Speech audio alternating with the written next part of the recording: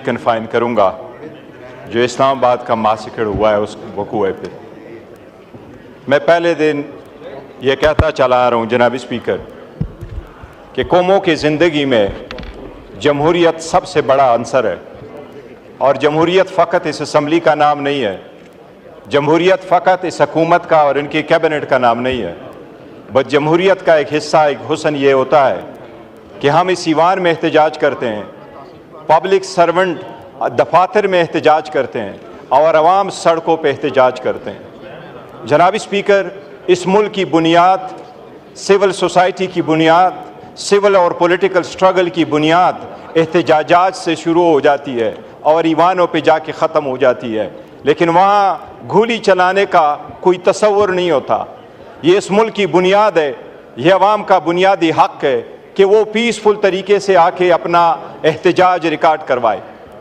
जनाब स्पीकर, उन लोगों का अंजाम देके जो पीसफुल स्टूडेंट में हसीना वाजिद तहरीबकार कहा करती थी, उसका अंजाम क्या हुआ है?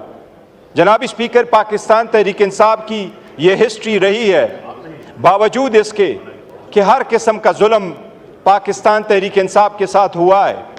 हमारे लोग ज़ख्मी भी हुए, शहीद भी हुए, हमने जनाजे भी उठाए, उनको साथ लेके गए, लेकिन फिर भी हमने एहतराम का रिश्ता हाथ से नहीं जाने दिया।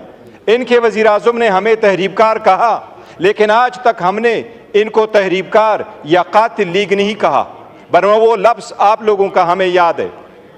जनाब स्पीकर, ये एक चीज़ याद रखें, इस मुल्क में कमीशनें बनी, सब कुछ हुआ, लेकिन लोग घूली की गूंज नस्लों तक याद रखती है, वो बोलती नहीं है। लेकिन मैं आपको मौजूदा रीसेंट मिसालें देता हूँ, आप सारी दुनिया की मिसाल ले लें।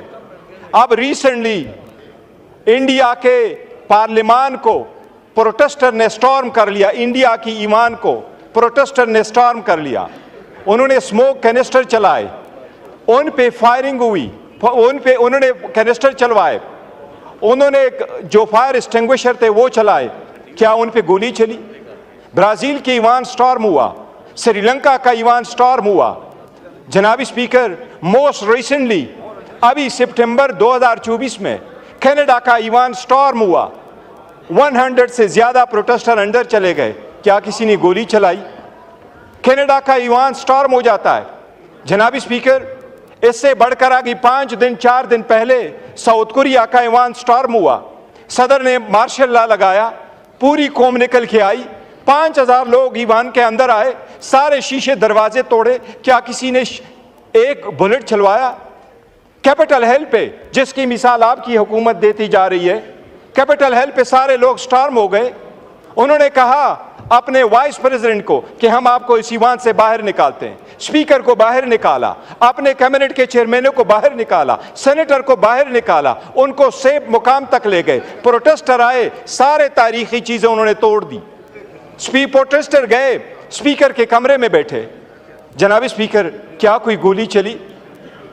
जनाब स्पीकर, यह तो नहीं हो सकता कि आप पब्लिक को इजाजत दे और वो यरगमाल बनाए सरकारी बिल्डिंगों को, लेकिन हर चीज की एक हद होती है। जनाब स्पीकर, मैं समझता हूं इस ईवान के लिए भी शोक का दिन है, क्योंकि इसके दस्तक पे 12 बंदे शहीद हुए हैं। ये कौम जवाब भी मांगेगी, एहतिसाब भी मांगेगी। जनाब स्पीकर, इतना तो बंदा खर्च करे कि अगर गोली चले भी तो कोई जवाब दे दो, रिमोर्स शो करो, उसकी अपॉलॉजी करो, उसका केस करो, उन लोगों को कंपेंसेट करो जिनके दिलों में रिमोर्स नहीं होता। तो मिर्जा गालिब कहता है ऐसे कातिल का क्या करे कोई? इतना तो करेज रखो। ख्वाजा साहब, आपके तजर्बे से हम पैदा लेना चाहते हैं, सबसे ज्यादा मेरी उम्र से ज्यादा आप इस ईवान में रहे हैं, आपको ये सूद, आपको ये जेब देता है कि आप कहते हैं एज ए लीडर, आप ये कहते हैं कि गोली तो चली नहीं है, वो बंदे मरे हैं, हम अपने खानदान के खानदान उजाड़ करके रख चुके हैं।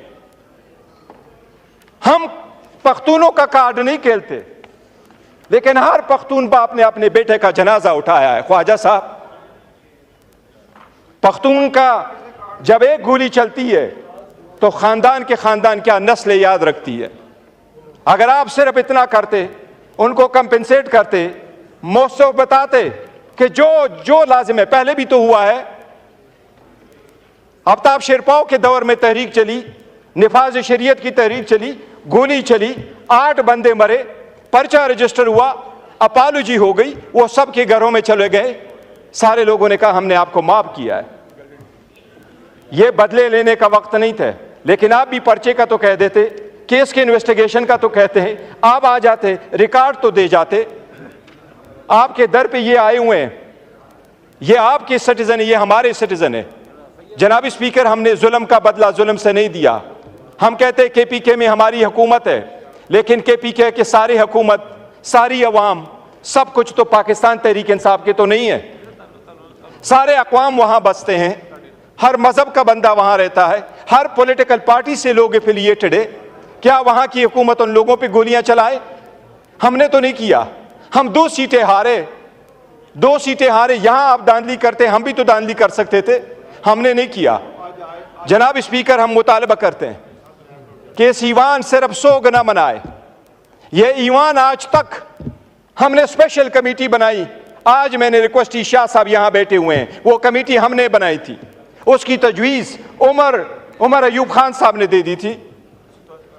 उसकी तजवीज़ यही थी कि ये रिकमेंड करेंगे आगे बेहतरी की तरफ कैसे चला जाए। जिस वक्त यहां से अरेस्ट हो गए थे एमएनए साहिबान, उस पर कोई काम नहीं हुआ।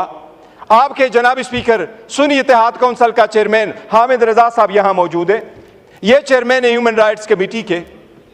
इनका इतना बड़ा इख्तियार है कि ये कह रहे हैं कि चेयरमैन, ये कह रहे हैं एज ए चेयरमैन कि कमेटी की मीटिंग बुलाए, उस कमेटी की मीटिंग नहीं हो सकी। जनाब स्पीकर, अगर इतनी बड़ी पॉलिटिकल पार्टी को इमरान खान ने जुलूस और एहतजाज निकाल के अपनी पॉपुलरिटी मजीद नहीं दिखानी, उसकी पॉपुलरिटी 9 फरवरी को सारी दुनिया ने देखी है कि वो 70% अवाम उसके साथ है। हम तो जनाब स्पीकर सिर्फ लोग इसलिए निकलते हैं कि मुल्क बेहतरी की तरफ जाए। हम कहते हैं, ये आपको बताऊं जनाब स्पीकर, खान साहब ने पहले ऐलान किया था, और मैं आज आपको फ्लोर पे बताऊं कि मैंने बारहा खान साहब को कहा था कि एक ऐलान तो करो, कोई डायलॉग भी तो होने चाहिए। सबसे पहले 4-5 महीने पहले उन्होंने अनाउंस किया था 3, अभी उन्होंने कमेटी बनाई है। वो कमेटी, हम ये समझते हैं जनाब स्पीकर, हमेशा ये समझते हैं कि अगर डायलॉग के लिए कमेटी बने तो ये समझते हैं ये उसकी कमजोरी है, हमारी कमजोरी नहीं। हम समझते हैं इस ईमान पे, इस जमहूरियत पे और इसके सिस्टम पे कोई थर्ड फोर्स काबिज ना हो। हम समझते हैं जनाब स्पीकर कि आप एक्ट कर ले। ये ईमान आज तक अपनी बात मनमून नहीं करवा सका, ये ईमान आज तक अपने एमएनएस को प्रोटेक्शन नहीं दे सका, ये ईमान आज तक उनके बच्चों को प्रोटेक्शन नहीं दे सका।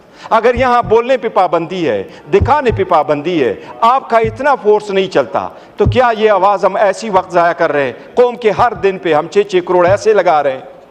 जनाब स्पीकर, हमने कमेटी इसलिए बनाई कि इसको कमज़ोरी ना समझे, जितनी गलतियाँ हुई है उसको रेमेडी कर ले। जनाब स्पीकर, एक चीज़ मैं बताऊँ, बहुत हो गया, अब 9 मई की जो धूल है वो बैठनी चाहिए। 9 मई की धूल अब बैठनी चाहिए। हकीकत की तरफ देखो, अगर आप कमीशन नहीं बनाते, आप लोगों का नहीं करते, तो ये धूल आप बिठाएं, आगे की तरफ बढ़े।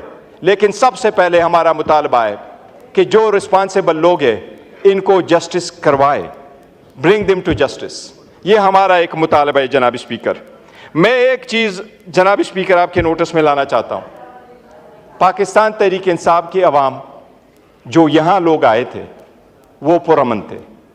इस बात की सख्ती से तरदीद करता हूँ कि उनमें से किसी के पास वेपन मौजूद था, उनमें से किसी के पास वेपन नहीं है। जनाब स्पीकर, खान साहब के जो रखवाले हैं, खान साहब के जो प्रोटेस्टर है, वोटर और सपोर्टर है, वो आम पाकिस्तानी शहरी है। उनके पास न कोई गुरेला फोर्स है, न कोई ट्रेनिंग है, न उनके पास है। आप सारी वीडियो हाँ शेयर कर ले, उनमें से आप किसी के पास वो गन नहीं देखेंगे जिन से कहा जाता है कि वहाँ से फायर हुई है। जनाब स्पीकर, अगर फायरिंग हुई है, गोली चली है, तो रिस्पॉन्सिबिलिटी तो होनी चाहिए। इतना मैं बताऊं आपको जनाब स्पीकर कि इनको एहसास नहीं हो रहा, एक दिन से बढ़कर दूसरे दिन ये लावा उबलता है। जुल्म फिर भी जुल्म है, बढ़ता है तो मिट जाता है। जनाब स्पीकर, कल मैं सुन रहा था सीरिया के जेलों से जो लोग रिहा हुए, तो एक ने बाहर आके कहा कि वो 39 साल बाद बाहर आया, उनके भाई उसका पहचान नहीं कर सके। 2 करोड़ 30 लाख की आबादी है, 2 करोड़ 30 लाख में 1 करोड़ लोग बेघर थे। 40 साल बाद, 39 साल बाद एक बंदा बाहर आया, दूसरा बंदे से इंटरव्यू कर लिया, वो कहता है 13 साल तक मैंने धूप नहीं देखी, मैं अंदर ही पड़ा था। और वो वहां से भाग गया, लेकिन भागते हुए भी खजाने से $2 अरब साथ ले गया। जनाब स्पीकर, इसकी दत भी ऐसी हो जाती है कि दुनिया देखेगी। अल्लामा इकबाल का एक शेर है, अदल इंसाफ फ़कत हश्र पे मौकूफ़ नहीं, ज़िंदगी खुद भी गुनाहों की सज़ा देती है। ये ईमान है जनाब स्पीकर, ये चेंज होता रहता है। सारी मैं एक मिनट दे, ये चेंज होता रहता है, लेकिन जिसने जुल्म किया होता है वो जवाब देता है। 2014 में भी गोली चली, कोई पता चला। 2024 में गोली चली, वो दबाया गया। कमीशनें बनी, कितने बड़े लोग हमने गवा दिए। कमीशनें बनती रही, लेकिन रिपोर्ट नहीं आते रहे। आपने भुट्टो का देखा, 45 साल बाद सुप्रीम कोर्ट कह रही है कि इसको इंसाफ नहीं मिला था। अब वक्त है जनाब स्पीकर, हम भी मुतालबा करते हैं कि हमारे लोगों को इंसाफ मिलना चाहिए। ये इंसाफ हम इस ईवान के थ्रू लेना चाहते हैं। हमें मजबूर न करे कि हम दोबारा सड़कों पे आएँ। ये ईवान हमें वो इंसाफ दे दे। शुक्रिया। इकबाल अफरीदी साहब।